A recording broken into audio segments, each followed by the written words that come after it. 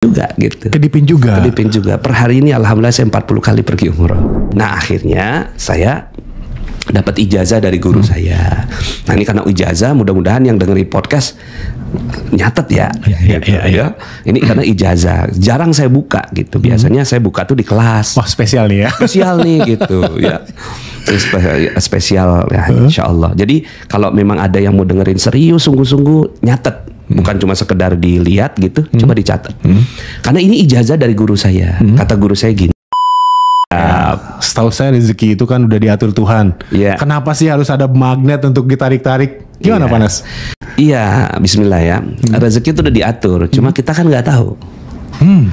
Misalnya ada orang datang ke saya gitu nanya, Pak Nas gitu kan, ngapain sih kita belajar rezeki kan? Misalnya nih seandainya kita gaji kita mau udah ditetapkan sama Allah 5 juta gitu. Terus kemudian kita mau nambah lagi gitu. Nambah lebih dari 5 juta. Kalau Allah tetapkan cuma 5 juta yang nggak akan pernah bisa nambah gitu. Udah ditetapin segitu gitu. Terus saya tanya balik sama dia, kamu udah tahu belum gitu? Takdirnya rezeki kamu tuh berapa? Itu ilmunya Allah. Banyak orang yang akhirnya dia tuh terkunci dengan mencoba untuk memahami ilmunya Allah. Padahal ilmunya Allah tuh maha luas. Jangan-jangan ente ditakdirkannya 50 juta. Bukan 5 juta. Bukan 5 juta, tapi ente ngunci. Saya mah cuma atau apa tuh cuma gaji 5 juta gitu. Cuma rumah rengginang saya mah gitu. Cuma saya mah karyawan aja gitu. Udah cuma saya mah udah takdirnya begini 5 juta. Jangan-jangan itu memang ente yang ngunci. Allah sebenarnya pengen ngasih 50 juta, cuma udah dikunci duluan. Jadi Allah memang udah tetapkan rezeki sehingga akhirnya kita tenang gitu. Tapi ada loh gitu petunjuk-petunjuk di dalam Al-Quran yang membuat kita akhirnya bisa mengubah diri kita menjadi rezekinya lebih banyak gitu. Allah ngizinin. Jadi kalau kita gaji misalkan 5 juta tadi ya, bukan itu saja mungkin rezeki kita, karena Allah maha luas. Kita nggak tahu ya apa yang sudah ditakdirkan buat kita. Mungkin itu ya Panas ya. Kalau saya patokannya itu sahabat Nabi. Sahabat Nabi itu Umar bin Khattab radhiyallahu an, itu penghasilannya ya 133 miliar per bulan. Per bulan. Abdurrahman bin Auf lebih banyak lagi gitu ya. Dan itu kan kita sama-sama muslim, sama-sama manusia gitu kan. Bahkan beliau tinggalnya di gurun gitu. Kok bisa rezekinya sebegitu banyak? Maka jangan-jangan nih rezekinya orang yang bertanya tadi itu seukurannya Umar bin Khattab, cuma dikunci sama dia. Dalam Al-Quran Allah sebutkan tentang hal ini ya. Itu Auzubillahi minasyaitonirrajim, innallaha la yughayyiru ma biqaumin hatta yughayyiru ma bi anfusihim. Allah tidak mengubah nasib satu kaum sampai dia mengubah apa yang ada dalam jiwanya itu. Di jiwanya itu diubah, pikirannya, perasaannya, spiritualnya diubah sehingga akhirnya dia akan berubah nasibnya. Jadi Allah yang mengizinkan itu terjadi. Karena kita tidak tahu berapa sebetulnya jatah rezeki kita. Itu yang perlu kita ikhtiarkan gitu. Betul. Ya Ustaz ya. Oke. Nah, di dalam bukunya gitu ya, itu luar biasa sekali. Bukunya itu storytelling banget. Saya terhanyut di dalam ceritanya gitu ya. Ada banyak keajaiban. Tidak hanya Pak Anas yang mengalami, juga klien-kliennya atau murid-muridnya ya, atau mungkin trainer-trainernya gitu. Feedback, testimoni gitu ya. Yang ingin saya tanyakan gini nih. Seberapa ajaib sih itu bisa terjadi ke kita? Maksudnya adalah, bolehkah kita meminta rezeki yang sangat banyak sekali atau harus terukur nih gitu ya? Ya kira-kira aja, masa gaji 5 juta tiba-tiba minta 200 miliar gitu ya. Seajaib apa itu bisa terjadi dan apa yang harus kita lakukan Panas? Siap. Pertama dari definisi rezeki dulu. Rezeki itu apa sih rezeki? Rezeki itu kan sesuatu yang nikmat yang dirasakan oleh seorang manusia. Maka rezeki bukan cuma uang, tapi Lamborghini, berlian.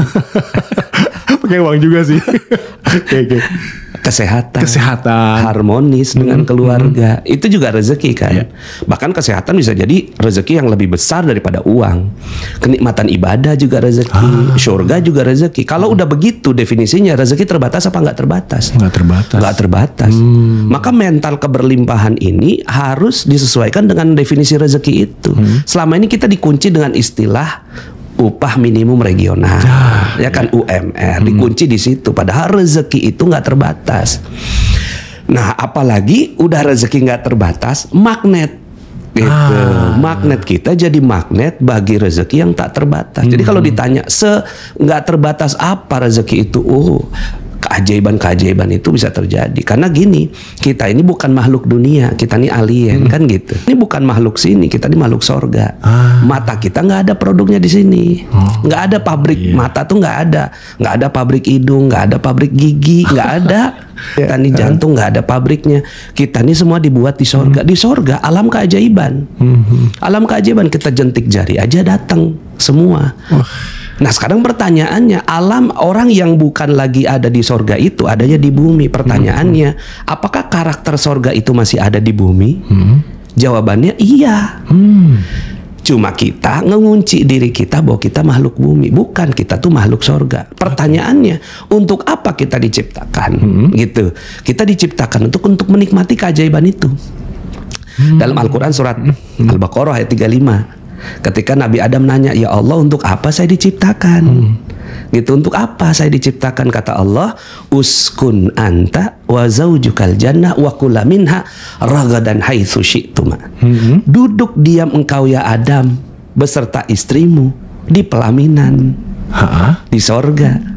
Wa kula minha ragadan haitsu syi'tuma, dan nikmati semua rezeki yang aku berikan kepada kamu. Artinya unlimited. Oh gitu ya. Jadi itulah tujuannya Allah menciptakan manusia, untuk menikmati semua yang Allah berikan kepada dia. Oke, selama ini maaf nih Panas nih, selama ini yang saya ingat, yang biasa diajarkan dari dulu itu, manusia, semua makhluk termasuk jin diciptakan untuk beribadah kepada Allah. Betul. Ternyata untuk menikmati juga ya apa yang sudah diciptakan oleh Allah di dunia ini gitu. Nah, jadi itu sejarah awalnya. Kita diciptakan untuk jadi apa? Jadi pengantin. Pengantin tuh ya duduk-duduk, diem gitu sambil suap-suapan sama istri, menikmati hidup itu. Tapi wala taqraba, jangan kamu dekati ya hadhihi syajarah, pohon ini. Nah, pohon itu tuh dosa.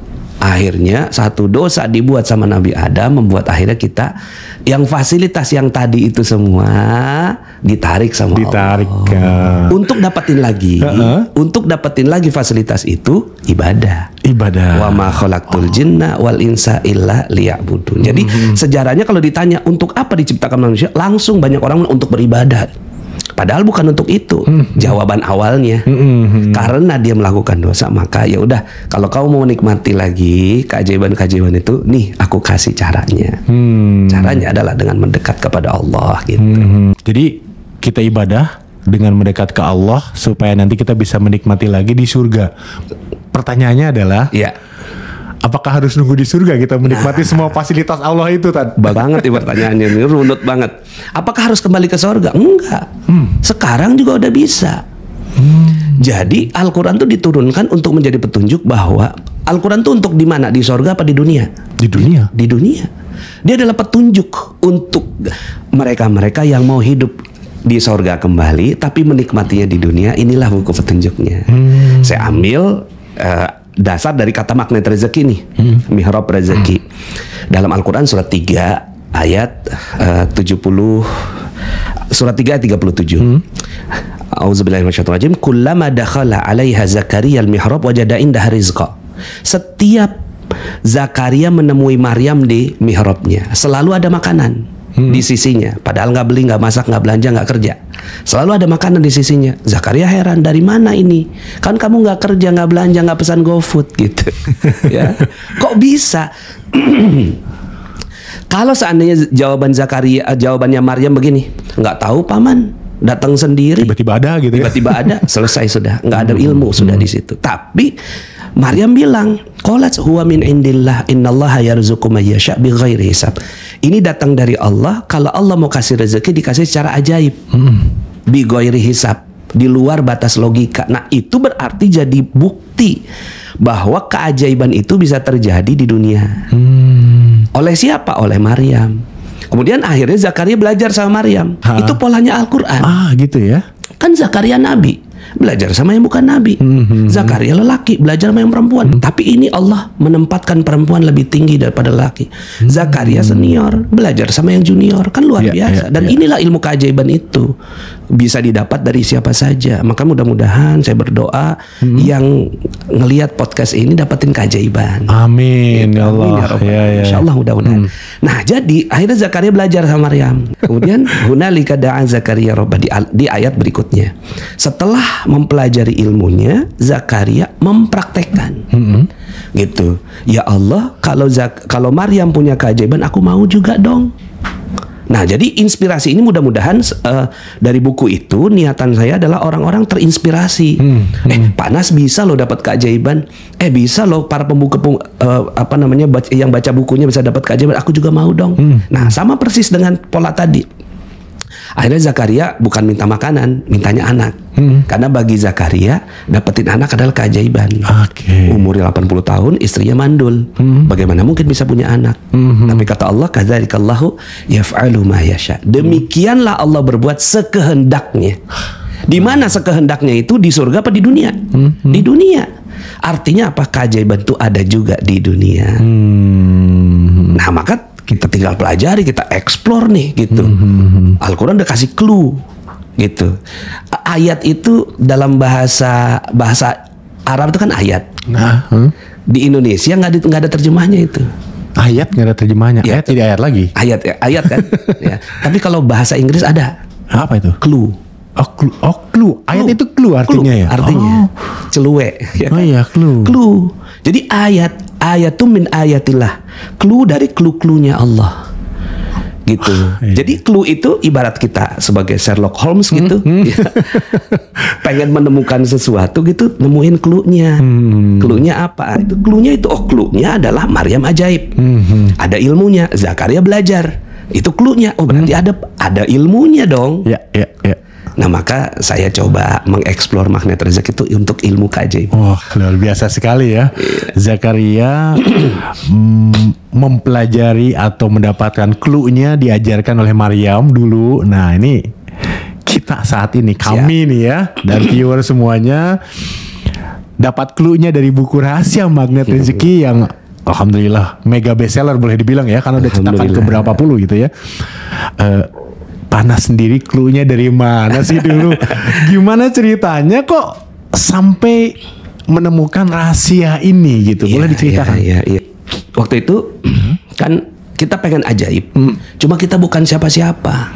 Kita bukan nabi. Ya udah, nauzubillah, bukan ya pastinya. Kita bukan nabi, bukan keluarga nabi gitu. Pengikut nabi juga berusaha gitu, walaupun mungkin yang nggak gampang untuk jadi pengikut Nabi. Terus kita bisa ajaibnya gimana gitu? Oke, Maryam ajaib, ibunya Nabi. Zakaria ajaib, Nabi. Gitu. Ada nggak dalam Al-Quran clue lain yang bukan Nabi, bukan keluarga Nabi, tapi dapat ajaib? Ternyata ada.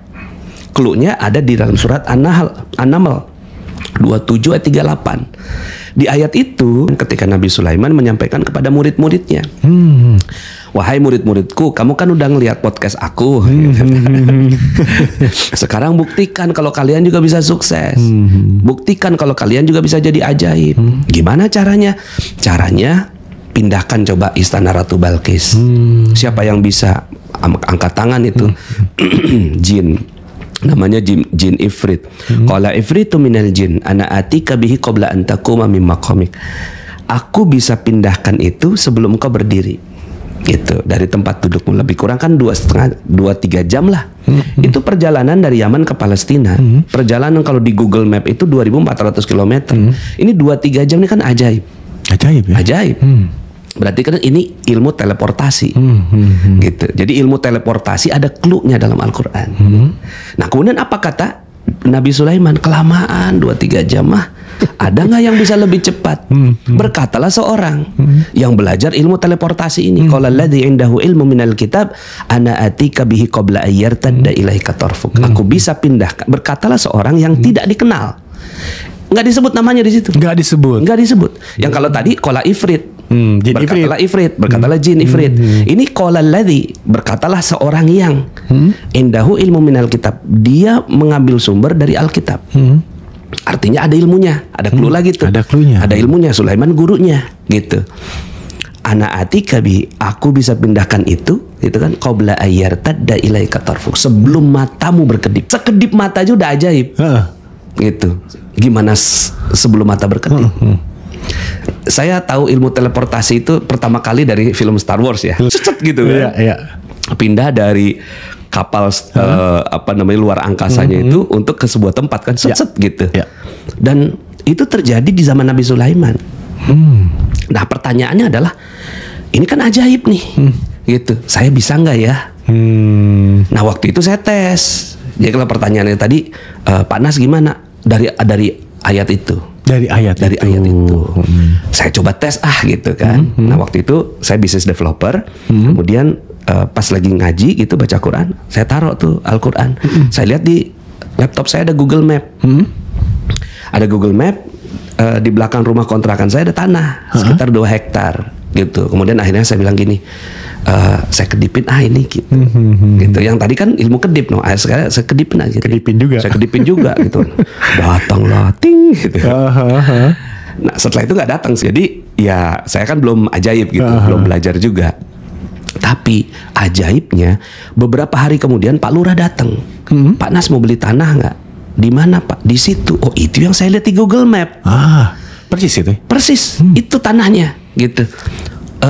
Kan saya nggak ngomong sama Pak Lurah. Iya kan? Nggak ngomong. Iya kan? Iya.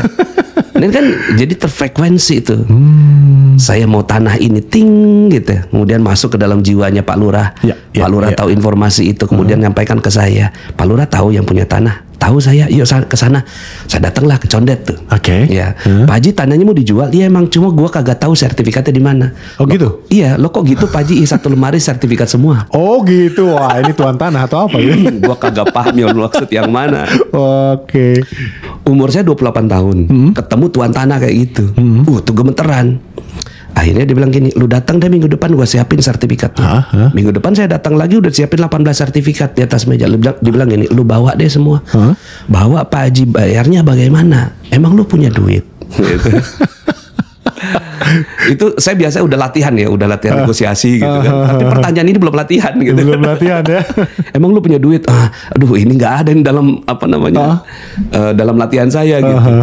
Ya karena diskakmat gitu, akhirnya saya jawab lah nggak punya Pak Haji. Dia bilang gini, emang gua tahu roman muka lu. Bisa gitu ya? Lu bawa semua. Gue pengen tahu lu bisa bikin apa sama tanah gue tanpa uang 1 sen pun. Tanpa uang 1 sen pun. Tanpa uang 1 sen pun, saya bawa itu sertifikat kesepakatan harga 2 miliar. Tapi hari itu nggak bayar. Nanti kalau udah punya duit baru dibayar. Akhirnya saya bikinlah itu perumahan ya, komplek Orchid Residence. Jadi perumahan udah kekumpul dana 2 miliar, saya balikin ke. Sebentar, saya tanya, itu sertifikat asli? Asli. Diserahkan ke Pak Nas gitu? Serahkan asli. Wah, itu tahun berapa sih? Tahun berapa ya? Tahun 2008. 2008 ya? Percaya seperti itu ya? Iya. Wah, itu luar biasa ya. Nah, jadi kan saya bilang, wah, saya kan kemarin cuma ngedip doang. Iya. Lihat di Google lagi. Lihat di Google gitu. Itu kok saya ada tanah di sini gitu. Nah, akhirnya saya coba lah. Akhirnya ketagihan. Setiap ngeliat tanah saya kedipin gitu. Oh gitu ya. Ding gitu kan. Iya, sampai 1000 unit rumah. 1000 unit rumah. 1000 unit rumah saya bangun. Di masa saya menjadi developer sampai masuk Metro TV. Sampai masuk Metro TV dan disebut sebagai Indonesia's First Islamic Property Developer. Developer syariah pertama di Indonesia. Gitu. Masuk TV One juga. Gitu. Akhirnya udah gitu. Ya 1000 unit lah, 1000 unit rumah lebih. 1000 unit waktu itu ya. Dan saya coba, ini bisa nggak ya buat umroh gitu. Akhirnya umroh saya kedipin juga gitu. Kedipin juga. Per hari ini alhamdulillah saya 40 kali pergi umroh. 40 kali. Biasa. Yang 39-nya gratis. Yang pertama aja yang bayar. Yang 39-nya gratis. Gimana kok bisa dikedipin ya? Maksudnya untuk umroh nih, umroh. Iya. Itu apa yang dibayangkan kan? Umroh berkali-kali gitu. Untuk apa gitu biasanya? Iya, kan? Waktu itu kan pas yang pertama kali pergi gitu. Aduh ya Allah kok enak banget umroh ini ya gitu. Saya mau pergi ke sini bolak-balik gitu ke tempat ini. Saya pernah dengar Ustadz Yusuf Mansur waktu itu bilang, Nas bagi aneh Mekah itu pintu samping, kebuka udah nyampe gitu. Ya Allah dalam hati saya pengen kayak gitu. Saya kedipin aja, akhirnya jadi. Nah sebenarnya saya bukan ustadz, ya saya tuh SD, SMP, SMA, artinya nggak pesantren. Kemudian kuliah di UI jurusannya kimia. Umum lagi ya? Umum semua kan gitu. Jadi peneliti di Malaysia. Jadi latar belakang saya tuh bukan ustadz, tapi kepengen pergi umroh berkali-kali, gimana caranya gitu. Tiba-tiba ada yang telepon, Pak Nas mau pergi umroh nggak? Gitu. Ya pengen Pak, ini ada jamaah nggak, udah siap berangkat, ustadznya nggak jadi karena ada urusan keluarga. Oh gitu. Tolong ente yang gantiin. Aduh, saya bilang saya bukan ustadz, saya bilang. Kalau ngajar ngaji berani, tapi kalau ngajar umroh saya nggak berani. Tolonglah Pak Nas, ini darurat, tinggal 4 hari lagi, nyari yang umroh paspornya siap gitu, visanya aman, itu nggak gampang gitu. Oke lah kalau dipaksa. Gitu. Pergilah saya, pas pulang, saya ngomong sama jamaah, mohon maaf ya, saya ini sebenarnya bukan ustadz.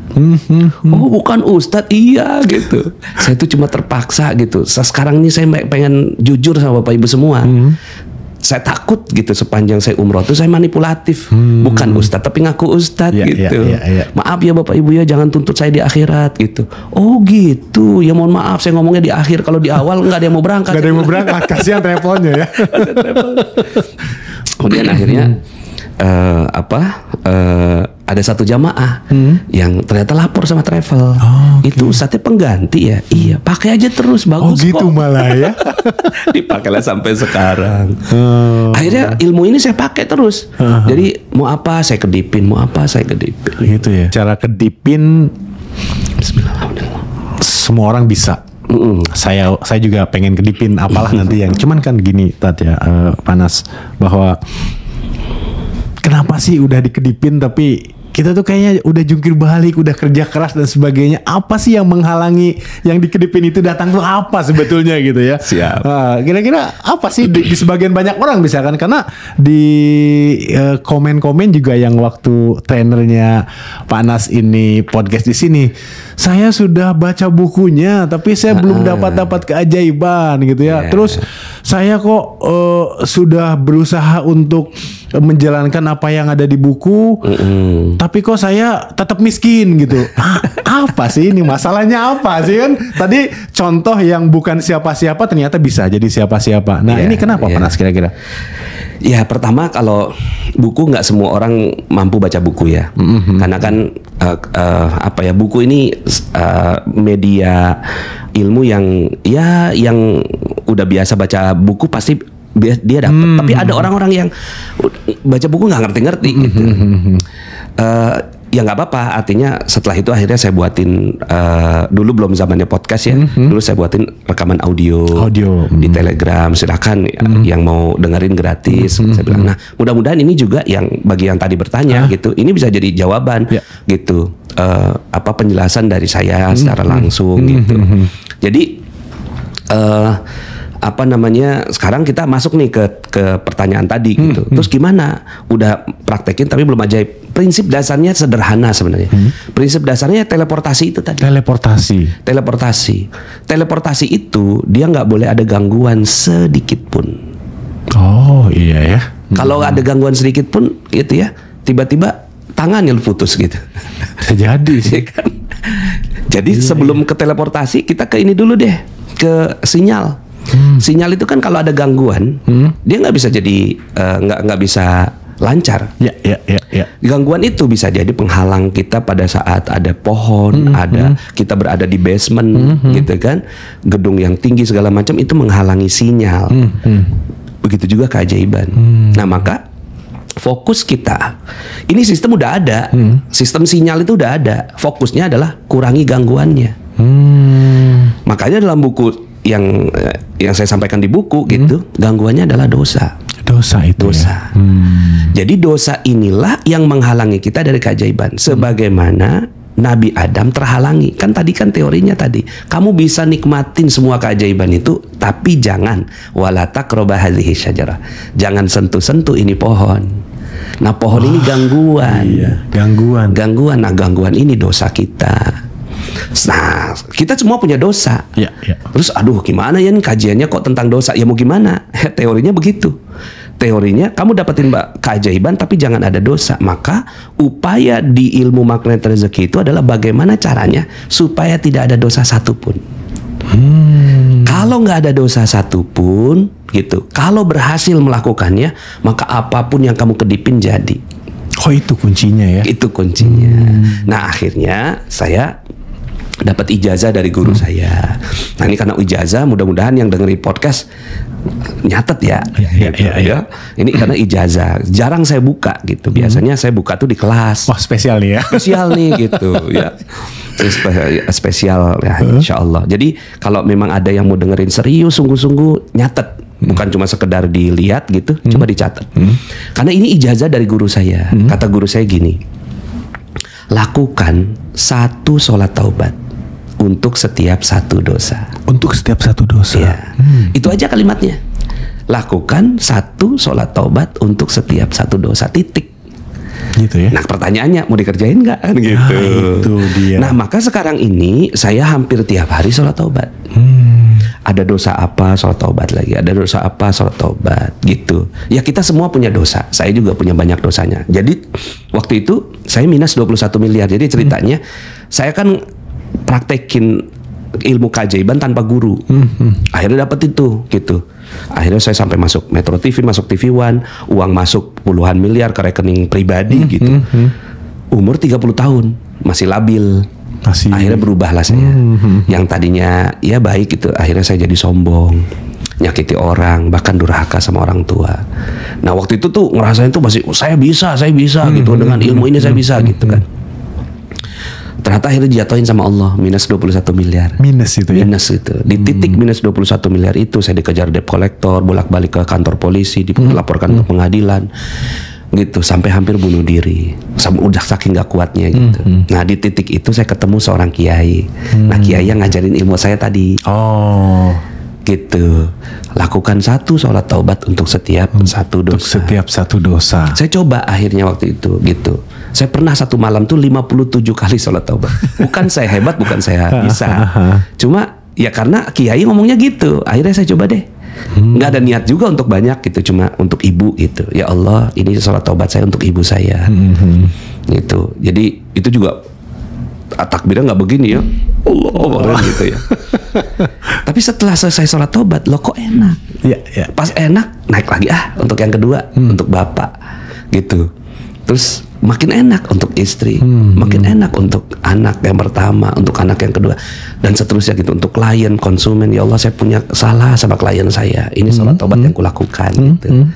Nah setelah itu keajaiban datang luar biasa, bertubi-tubi. Jadi kalau ada yang mau praktekin nih gitu, ya akhirnya jadi budaya. Di magnet rezeki akhirnya budayanya gitu. 1 sholat taubat untuk setiap 1 dosa. Oke. Jadi harus dilakukan ya. Intinya kita baca. Iya. Kadang nih saya ilustrasikan satu mungkin di halaman awal buku rahasia magnet rezeki nih ya. Mungkin penonton juga atau viewer juga bisa coba jawab nih ya. Di sana ada 4 pertanyaan gitu ya yang saya pun salah jawabnya akhirnya. Allah menciptakan tertawa dan saya jawab di sana menangis. Gitu. Allah mematikan dan menghidupkan gitu ya. Allah menciptakan laki-laki dan perempuan. Itu gampang banget jawabannya. Tapi yang terakhir nih, saya salah jawabnya. Allah itu memberikan kekayaan. Saya jawabnya dan kemiskinan. Kok bisa beda dengan jawaban yang di atas, Panas? Kenapa itu? Iya. Itu dalam Al-Quran, dalam surat An-Najm. Wa annahu huwa adhaka wa abka. Dia Allah yang menciptakan tertawa dan menangis. Wa annahu huwa amata wa ahya. Dialah Allah yang menciptakan mati dan hidup. Wa annahu khalaqaz zawjaini dzakara wal unsa. Dialah Allah yang menciptakan lelaki dan perempuan. Tapi unik, ketika Allah katakan wa annahu huwa agna. Dialah Allah yang menciptakan kaya wa akna dan berkecukupan. Ya, jadi nggak ada orang miskin. Berarti miskin itu hanya kita yang menciptakan. Dan itu bagian dari dosa juga. Bagian dari dosa. Dosa suuzon kepada Allah. Gitu. Jadi dosa suuzon kepada Allah. Itulah yang tadinya gangguan untuk teleportasi tadi. Gangguan teleportasi itu kan sesuatu yang ingin kita lakukan cepat ya dan besar ya. Gangguan sedikit pun kan bisa membuat kita akhirnya bukan hanya terhalang atau sinyalnya terganggu ya, tapi bisa jadi jungkir balik, jatuh ya, kecepatan tinggi. Kita lihat aja Hus ya sekarang ya. Sedemikian cepatnya. Betul. Tiba-tiba ada besi yang salah aja gitu relnya di tengah-tengah. Ada kerikil aja. Itu bisa jatuh ya. Oh, jadi dosa tadi ya yang bisa menjadi penghalang. Iya, termasuk tadi tuh yang tadi miskin tadi. Kata-kata itu juga dosa. Kata-kata. Jadi kata-kata yang nggak positif adalah dosa. Wah. Selama ini kan nggak pernah kita pikirin itu kan, cuma karena kita mikirnya teleportasi gitu ya, tadi ilmu teleportasi itu, akhirnya apalagi nih gitu, yang dosa kita di mana nih? Ternyata di sini ada 20.000 kata yang kita ucap, gitu. Nah sekarang dari 20.000 kata yang kita ucap itu, yang kerikilnya itu berapa gitu? Ya tadi miskin gitu, itu kerikil, susah, itu kerikil, gitu. Aduh gue sakit nih, kerikil. Hidup gua hancur, kerikil. Nah maka hilangin semua kerikilnya, nggak boleh ada tuh. Positif ya, harus semua. Positif yang keluar. Jadi kaya dan berkecukupan. Hidup saya mungkin bukan susah tapi tidak mudah. Tidak mudah. Gitu. Oke. Sakit bukan sakit tapi kurang sehat. Nah itu ada dalam kita kan bagi ya ilmu magnet rezeki itu dalam jurus-jurus akhirnya 101 jurus ilmu magnet rezeki. Nah itu jurus 101 ya? 101. Banyak sekali. Iya. Nah 101 itu untuk mengurangi kerikil-kerikil itu. Jadi dosa pikiran, dosa perasaan, perasaan juga dibagi lagi, dosa kata-kata gitu. Nah semakin bersih, aduh itulah ilmu kedipan tadi. Semakin cepat keajaiban terjadi. Oh gitu ya. Dan harus dilakukan dengan konsisten tadi ya. Insya Allah ya. Insya Allah gitu ya. Jadi jangan sampai di awal-awal aja nih udah dapat uang banyak, cobaan datang gitu ya, mengeluh. Sekarang dicoba dulu dari gaji 5 juta, pas dipraktekin ternyata naik jadi 8 juta gitu kan. Oh ternyata hidup jadi lebih sehat gitu. Nah akhirnya ketagihan, terus melakukan kebaikan demi kebaikan. Kalau ada salah langsung sholat taubat gitu. Satu sholat taubat untuk satu dosa itu luar biasa sekali sih ya. Panas kan sudah sering banget berkedip berarti. Berkedip dalam konteks berkedip untuk fokus terhadap sesuatu yang diinginkan, misalnya yang ingin dicapai ya. Sebetulnya ada nggak sih yang panas belum capai? Apa sih itu kalau boleh dibongkar di sini gitu ya?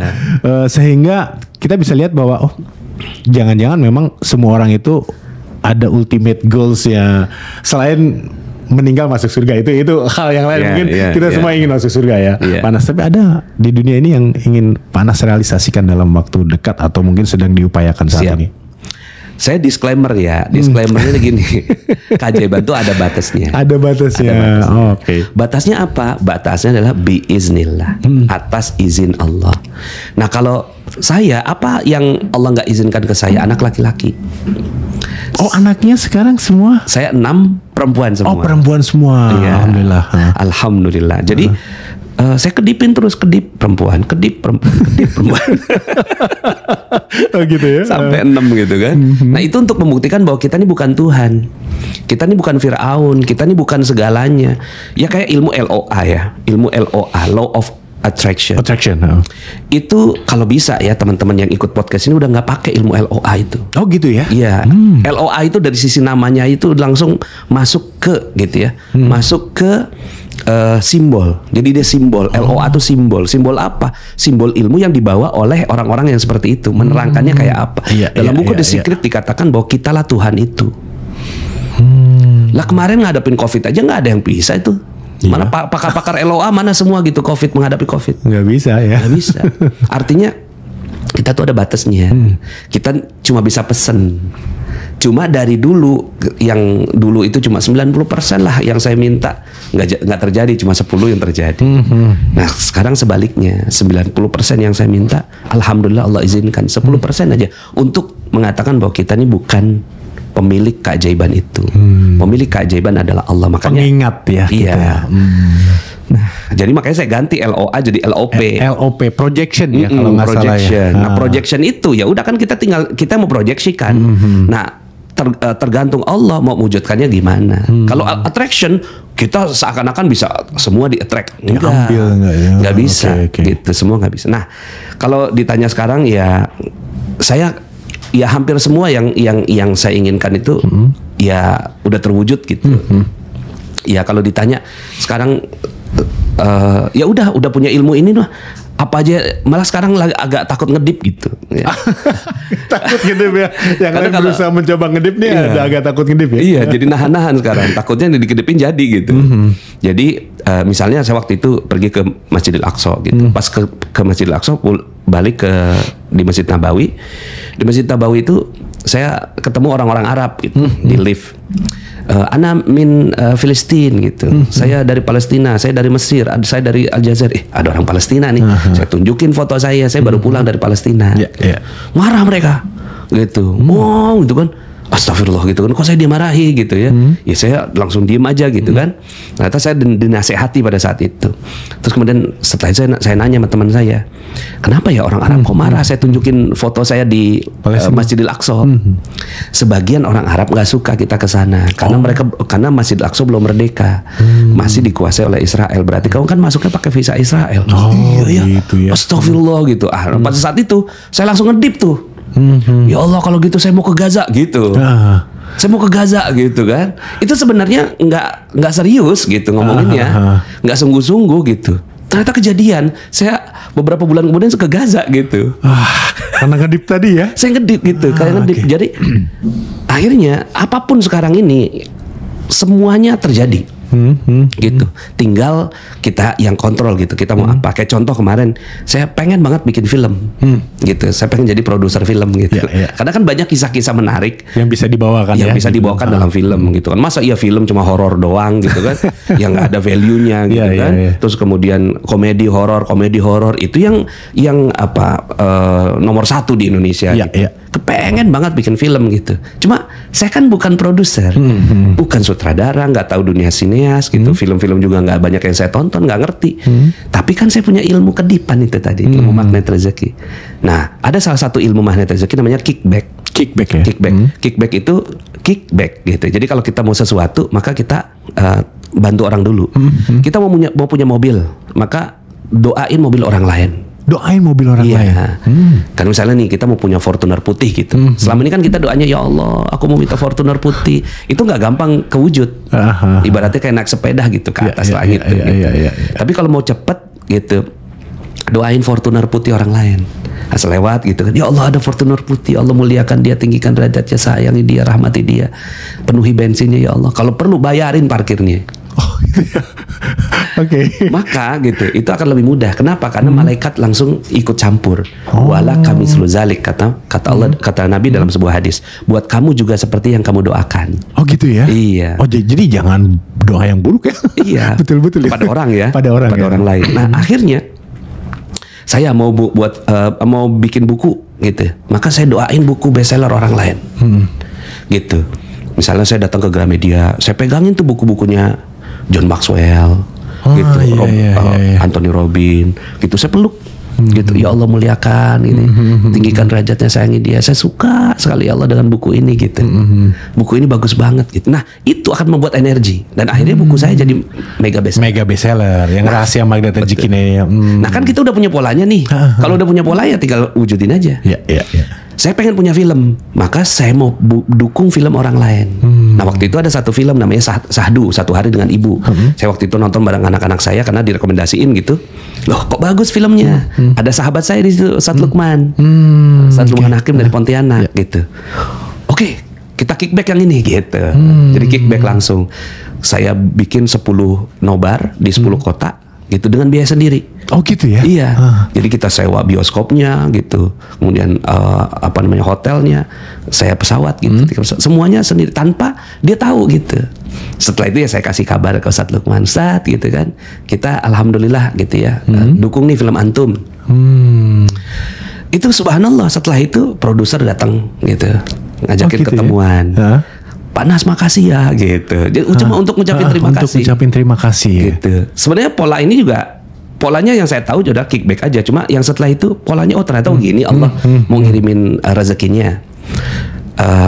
Terus kemudian mungkin Pak Nas punya kisah yang mau kita filmin. Itu dia. Nah itu kan, yes, Magnet Rezeki bekerja. Oh ada, saya ini ada buku saya, gitu. Saya kirim ya, gitu. Ternyata setelah itu datang sama Fajar Bustami. Fajar Bustami itu sutradara film Dilan. Gitu. Saya tahu. Saya nggak kenal. Iya. Pas kenalan gitu kan, ini Bang Fajar. Oh iya. Ya udah, saya fokus saya sama produsernya gitu. Terus ini beliau yang buat film Dilan. Ini ternyata. Masya Allah, maaf ya Bang, maaf karena saya saking awamnya kan dalam dunia film gitu. Maaf saya nggak ngerti gitu. Ya nggak apa-apa Pak Nas. Setelah itu kita ada acara, Bang Fajar ikut acara kita. 2.300 orang waktu itu di Ancol. Beliau terkesan gitu, lanjut ke rumah gitu, Pak Nas ini bisa bikin film gitu. Kan saya nggak ngerti dari buku motivasi bisa jadi film gitu kan, nggak ngerti. Cuma ya udah gitu, saya sholat taubatin terus sholat taubatin untuk jangan sampai ada dosa saya untuk film ini. Terus kemudian ya udah jadi deh gitu. Nah alhamdulillah gitu udah berjalan. Ternyata yang bintangin Citra Kirana. Iya itu. Natasha Rizky gitu. Citra Kirana main sama suaminya Rizky Aditya, Bu Yesi Gusman main, Unang Bagito main gitu. Kemudian sekarang udah selesai produksi, tinggal bentar lagi tayang gitu. Ada perkiraan kapan atau masih belum? Sekitar November awal. November awal ya. Wah, luar biasa nih. Boleh spill judulnya apa? Keajaiban Air Mata Wanita. Keajaiban Air Mata Wanita. Tunggu ya. Ya nanti berarti premiernya di bioskop ya? Di 21 ya. Insya Allah luar biasa sekali. Jadi sekarang ini sudah. Terus yang nyanyiin soundtracknya Fadila Intan. Yang nyanyi Dawai gitu. Jadi ya udah polanya begitu. Tinggal apa yang kita inginkan udah kedip aja gitu. Kedipnya tuh dengan tadi sholat taubat, kickback gitu ya. Kemudian disiplin kata gitu. Seperti itu ya. Seperti itu. Kemudian pikirannya kita pancarkan yang bagus-bagus gitu. LOP gitu. LOP luar biasa. Sebelum kita kemana-mana, saya ingin balik lagi ke tadi tuh. Anak laki-laki dikedipin gak sih? Apakah itu yang tidak terrealisasi atau itu yang menjadi pengingat kita bahwa kita bukan Firaun dan sebagainya, atau mungkin ada cara lain, jalan lain Allah memberikan itu. Gimana? Panas. Sampai sekarang saya masih mengedip. Masih belum menyerah. Belum menyerah, siap. Masih terus berjalan gitu untuk dapetin anak laki-laki. Tapi bukan melalui poligami. Gitu ya. Karena istri saya sekarang udah umur 45 tahun, saya 46. Tapi saya punya pesantren lelaki, anak laki-laki. Malah banyak anak laki-lakinya ya. Jadi gitu ya. Anak bukan bin nasab tapi bis sabab. Anak yang bukan karena nasab tapi karena sebab kita. Sebab kita akhirnya kita punya anak. Nah, dari mana saya nemuin itu? Ada satu jurus lagi di Magnet Rezeki namanya Garputala. Nah, Garputala ini untuk kalau di buku itu dia di bab ketiga gitu ya, positive feeling. Saya nanya sama Allah, ya Allah, saya nggak punya anak laki-laki, pengen banget punya anak laki-laki. Pas dibuka ayatnya, dapat ayat gitu kan, Allah lah yang ciptakan anak-anak perempuan. Allah juga yang menciptakan anak laki-laki. Dia menciptakan sekehendaknya. Gitu. Kenapa kamu ngatur apa yang aku atur? Iya. Di titik itulah saya paham bahwa oke, gitu. Saya serahkan semuanya ke Allah dan saya mensyukuri 6 anak perempuan saya gitu. Tadinya galaunya tuh, galau itu juga kerikil juga itu ya, galau. Setiap ngeliat anak laki-laki tuh rasa aduh kepengen banget gitu. Itu nggak boleh. Gitu ya. Harus ditaklukkan itu. Kegalauan, kekhawatiran, kecemasan itu nggak boleh, dia harus diturunkan. Saya akhirnya zikirin ayat itu. Ya habul mayyasha'u inatha wa yahabul mayyasha'u dzukur. Allah ciptakan anak perempuan, Allah ciptakan laki-laki gitu. Kenapa ngatur saya gitu ya? Gitu ya. Akhirnya itu yang bikin saya tenang. Nah, ketenangan batin itu gitu yang akhirnya melahirkan keajaiban. Nah, sekarang ya udah gitu. Kalau bicara tentang anak laki-laki, ya saya punya anak laki-laki. Banyak lagi. Anak pesantren. Ya, jadi kerikil itu bisa disebabkan salah satunya oleh galau tadi ya. Galau pun bisa jadi kerikil. Jadi kita harus filter dong. Kadang-kadang gini, kita lagi galau dengerin lagu ambiar, makin galau. Sosial media banyak hal yang mungkin bisa bikin kita galau, berpikiran negatif. Itu pun harus kita filter ya tadi. Filter gitu ya. Semuanya. Diamond in, diamond out. Yang masuk itu berlian, yang keluar berlian. Nah makanya saya bikin saringannya tuh 3 gitu. Positive thinking, positive feeling, positive motivation. Jadi dia harus positive thinking gitu. Setelah positive thinking, positive feeling. Jadi bukan cuma sekedar oke, kita positive thinking tapi hati nerima enggak gitu. Misalnya nih, nauzubillah ya, rumah kebakaran gitu. Nah kita positive thinking tuh. Positive thinking, rumah kebakaran. Setelah itu, ya kalau di magnet rezeki kan positive thinking kan dikalimatkan dengan wow keren. Wow keren ya itu. Wow keren gitu. Oke, di sini bisa wow keren nih. Di sini bisa wow keren. Di sini bisa nggak? Gitu. Di sini keren apaan? Keren apaan gitu? Iya, berarti nggak bisa nerima. Nah itu juga bagian dari kerikil. Kerikil juga. Maka yang di sini wow keren, di sini wow keren, di sini wow keren. Insya Allah akan ganti rumah yang lebih baik.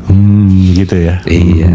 Gitu. Terus kemudian positif motivation. Motif kita mesti bagus, mesti positif. Gitu. Motif kita tuh, motif yang terbaik adalah motif mengabdi.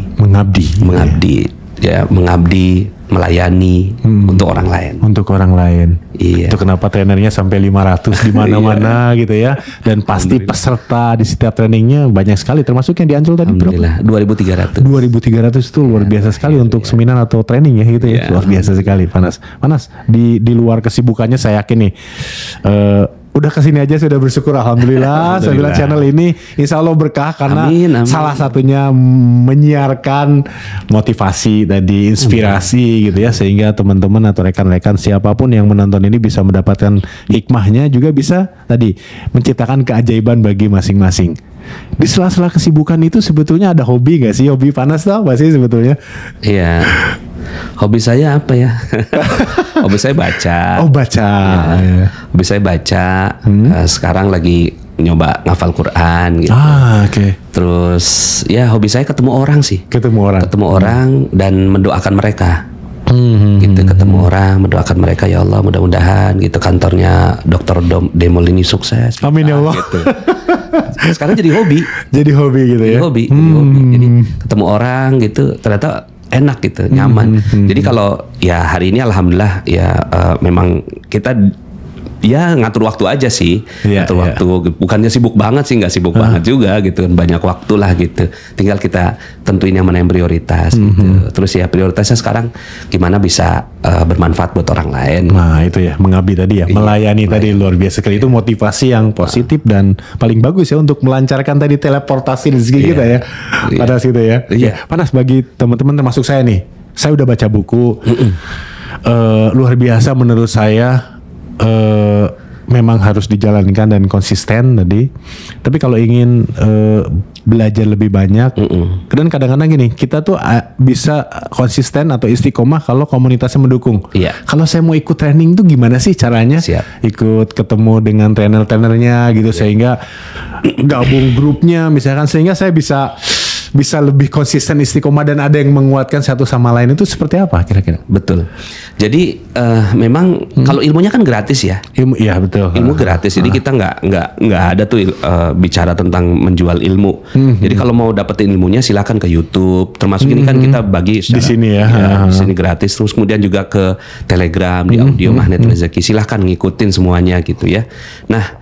Kalau untuk, cuma memang kata kunci dari istiqomah itu adalah teman ya. Teman. Jadi kita nggak akan pernah mungkin bisa istiqomah kecuali dengan teman. Sama seperti kita mau mendaki gunung gitu ya. Gunung gunung gede lah misalnya gitu ya. Coba sendirian, nggak bisa. Udah capek udah balik lagi. Iya, nggak bisa. Apalagi kita amatir ya. Ini yang amatir.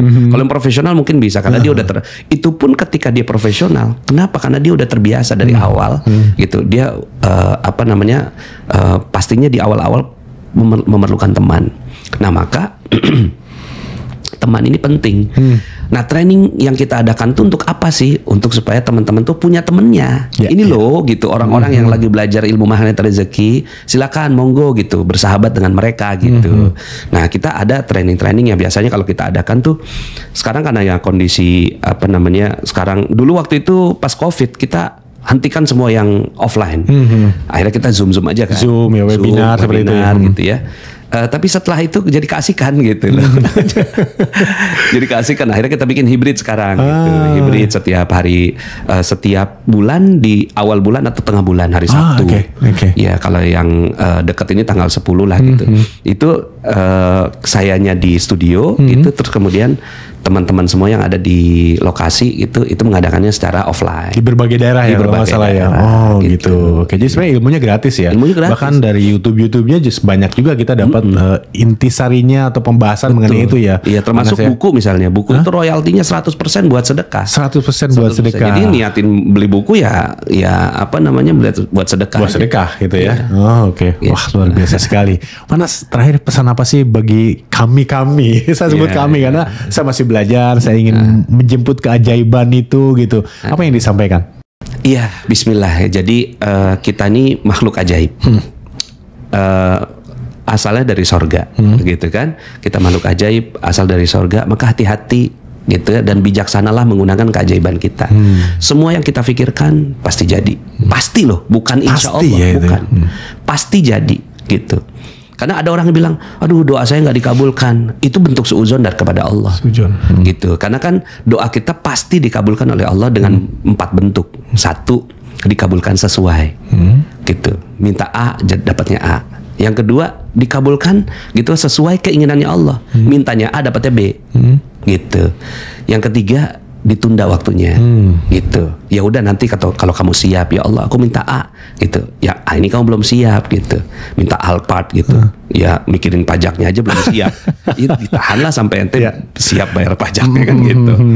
Nah, terus kemudian yang keempat gitu, sebenarnya sudah terkabul tapi kita nggak sadar. Jadi artinya ini adalah bentuk husnuzon kita kepada Allah. Apapun yang terpancar jadi. Terpancar itu gitu, itu pikiran. Semua yang ada dalam pikiran kita adalah doa. Kemudian semua yang kita ucapkan doa. Gitu. Nah, hati-hatilah dengan itu. Nah, ketika kita hati-hati, yang diucapkan baik gitu kan, yang disampaikan baik, yang dipikirkan baik gitu.